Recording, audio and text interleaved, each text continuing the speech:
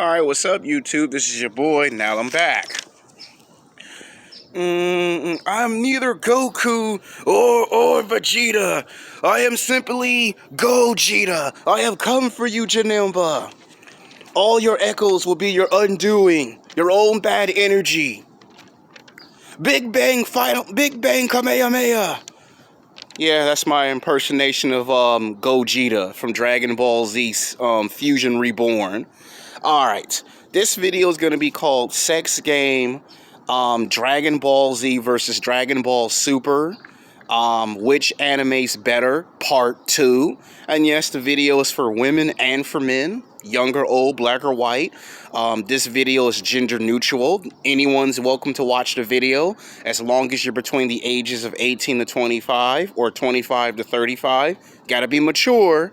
I don't want nobody to come to my channel and be like, you didn't put down the age of consent. It's for adults.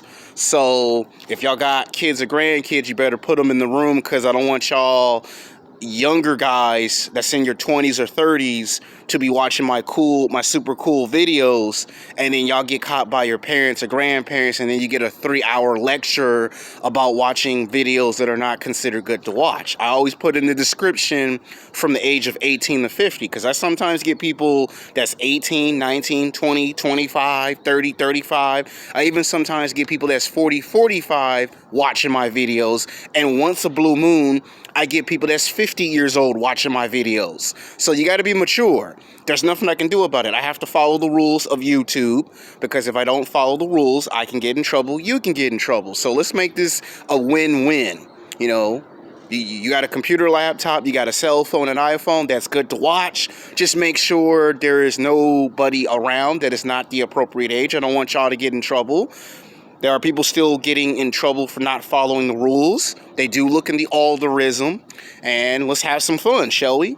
Now, in part 1, I talked about the history of the transformations of Super Saiyans. Now we're going to talk about how the fights in Dragon Ball Z, how they compare to Dragon Ball Super, their counterpart.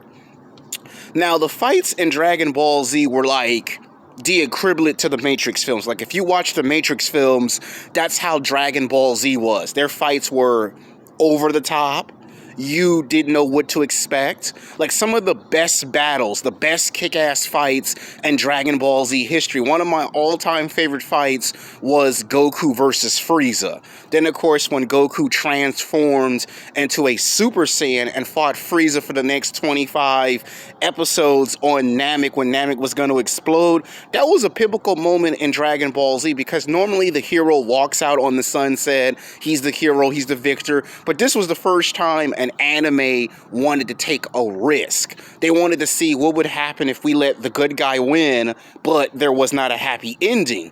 And they left a cliffhanger, like, what, Goku's gone? The main character can't be gone. That's how serious Dragon Ball Z was.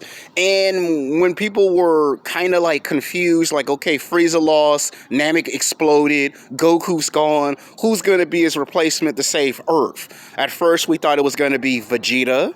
Then we thought it was going to be Piccolo, the Z Fighters, Gohan, and then they decided to play with that concept when we watched the Garlic Jr. saga. Now, it's not a very good particular battle, because it was just made for Gohan to be the hero. The only good thing about the Garlic Jr. story arc is that it gave you a nice little insight to what was going to happen to Gohan later on. Like, this kind of teased that somewhere in the future he would become a Super Saiyan.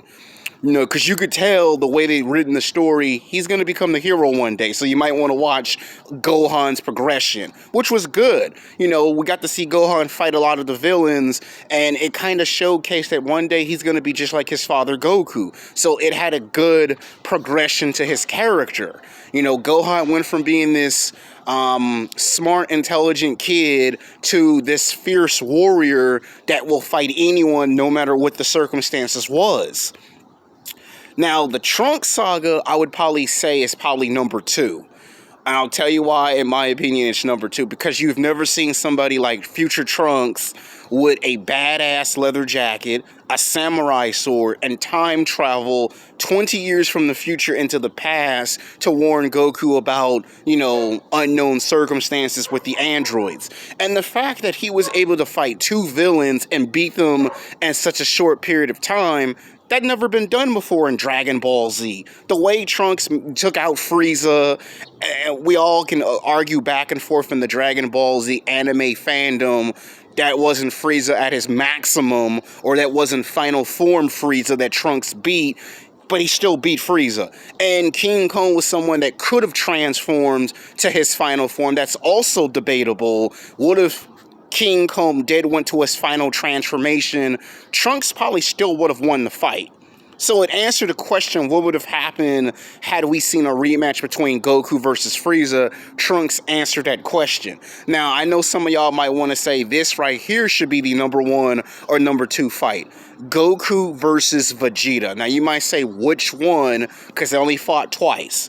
The original fight, in my opinion, was the best one because it had the makings of a true rivalry. Like, if you look at professional sports and basketball, it's the Los Angeles Lakers versus the Boston Celtics. If this is football, it's the Pittsburgh Steelers and the Baltimore Ravens. It had an old school rivalry to it. This was our Muhammad Ali versus Joe Frazier.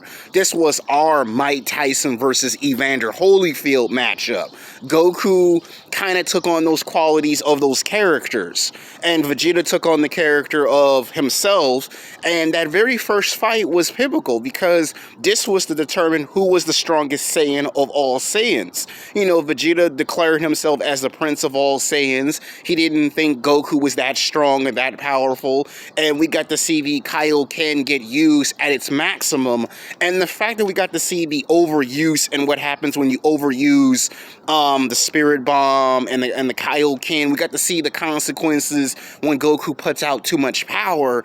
That first fight was epic. Now, Goku versus Vegeta Part 2 as Super Saiyan 2s, the fight was very physically intense. Now, the reason why the second one is, in my opinion, not as good as the first fight, because in the first fight, you actually did get a clear-cut winner. The second fight, you didn't really get a winner. I mean, yeah, Vegeta knocked Goku out, but, that story was set up for them to fight Majin Buu, which is why people suggested in Super, we see Goku versus Vegeta Part 3. So, right off the back, I'm doing the battles of Dragon Ball Z before I get into the battles of Super. Now we have one of everyone's most favorite fights, Gohan versus Cell. Gohan versus Cell in Super Saiyan was a tease for them fighting at Super Saiyan 2. Now, Gohan got the shine in this story because it made him center stage. It made him the main character. For the first time in the series, it wasn't Goku or Vegeta or Piccolo that saved the day. It was someone else. It was Gohan. And this kind of gave you the idea, what if Gohan was going to be the one for the next 7 years to save the Earth?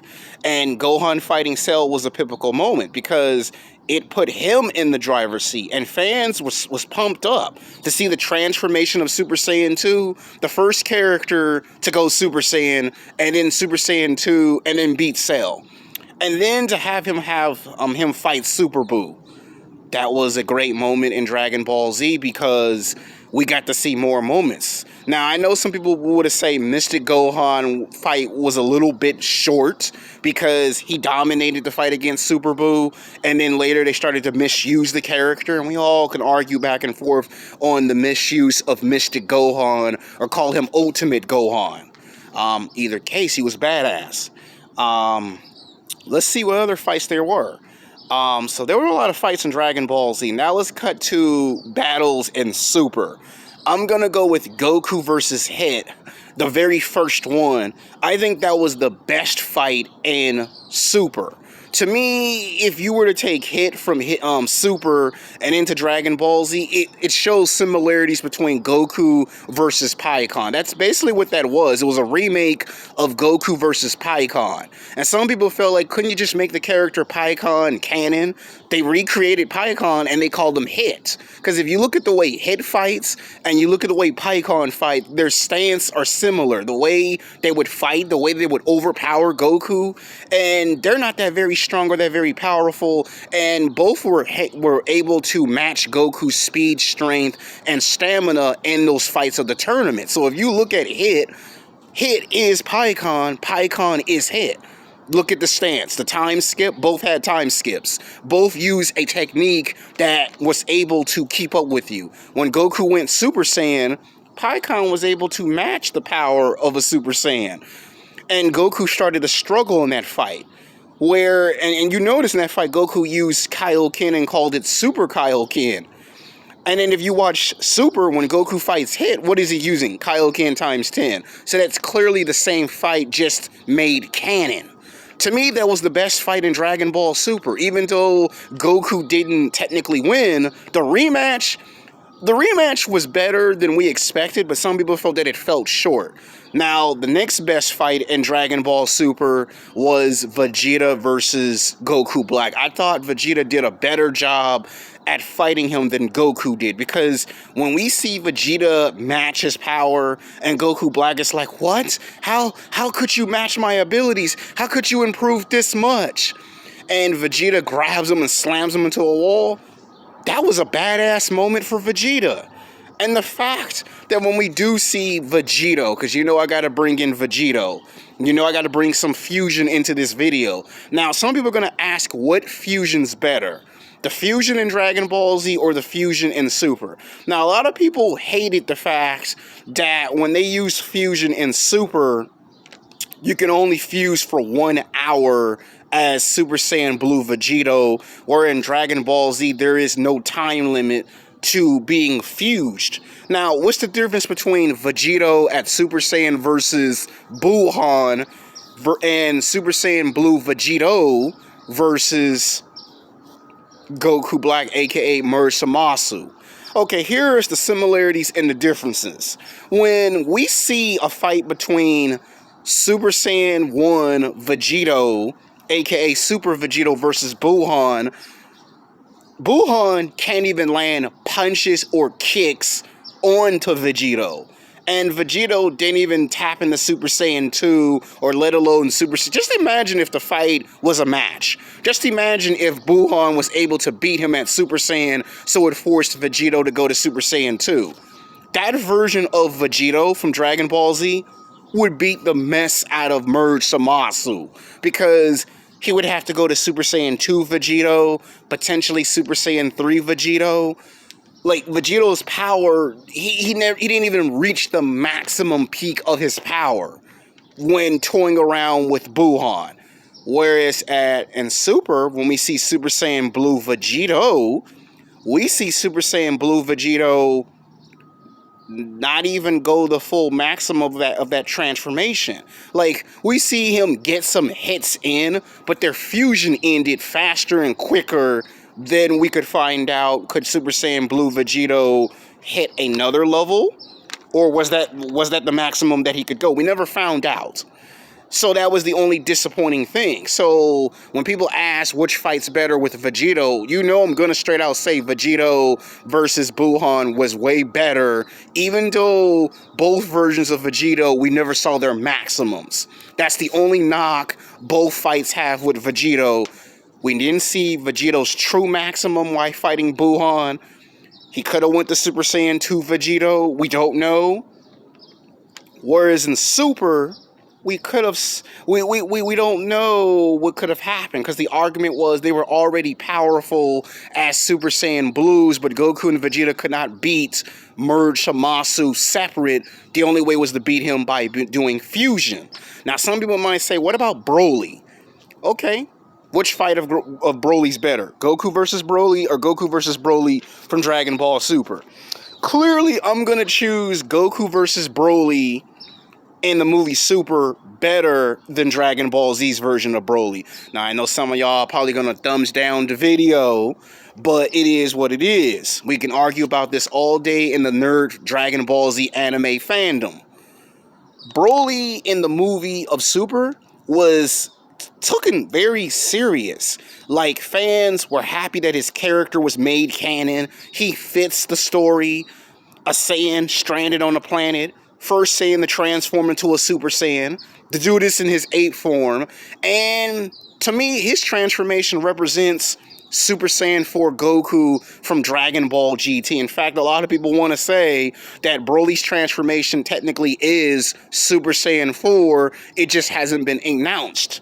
To me, I'm going to say that it's the legendary Super Saiyan form remade with added qualities. His hair's still yellow-green. He has the yellow-green force field. He increases in size. And the battle was better because this time around, Goku got to fight him like how he should have fought him in the first movie, one-on-one, and not necessarily have everyone else gang in the fight. Now, later, Goku and Vegeta fuse and a Super Saiyan Blue Gogeta, and I'll get to that later. Now, the Broly movie from Dragon Ball Z, that one was a good movie, but the rest of those were not that very good. You know, Broly the Second Coming, it felt short. Bio Broly was just terrible. And the only good Broly movie from Dragon Ball Z was the first one, the legendary Super Saiyan. Now, with that one, Goku needed the combined power of all the other characters to beat Broly, and even when Goku did that, he barely won the fight. Now, when Goku and Vegeta fuses in the Super Saiyan Blue Gogeta, their power is in another dimension.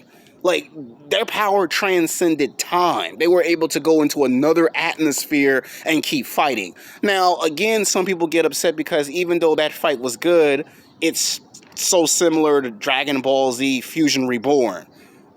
Why? Because Super Saiyan Gogeta didn't even go Super Saiyan 2. So we don't even know the full range and capabilities of the fusion, even if it lasts for 30 minutes. So both versions of Vegeta and Gogeta are kind of like rated the same.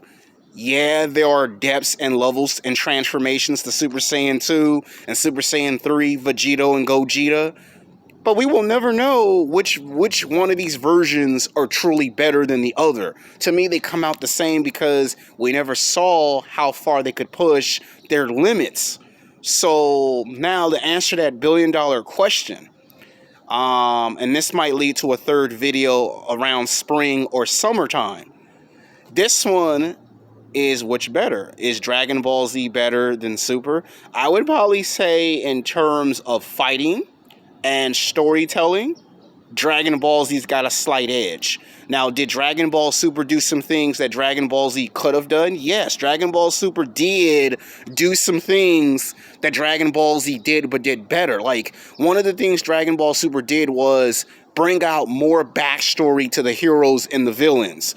Where in Dragon Ball Z, they just tell you that person's story in 10 or 15 minutes of an episode, and that's the end of their story. Or in Super, they actually really dived into a lot of these characters' history and brought up stuff that you didn't expect. Like Android 17 and 18, they actually told you what their real names are. Dragon Ball Z, we always wanted to know who Android 17 and 18's real names is. In Super, they started to make the second half Super feel more like Dragon Ball Z because of the complaints they got in the first half. So they brought back original characters. Now, to me, ideas and concepts. Now, some people might say, how come you didn't compare Super Saiyan 4 Goku to Broly or Ultra Instinct? Because the very next video that I make, whether it's spring or summertime, is going to be called Dragon Ball Z/Super versus Dragon Ball GT. That's when I'm going to explain the mystery behind the transformation of a Super Saiyan 4 Goku and how is that transformation compared to Super Saiyan Legendary Broly and the Ultra Instinct. How are they similar and different? Can't put all of this into one video. Until next time, peace.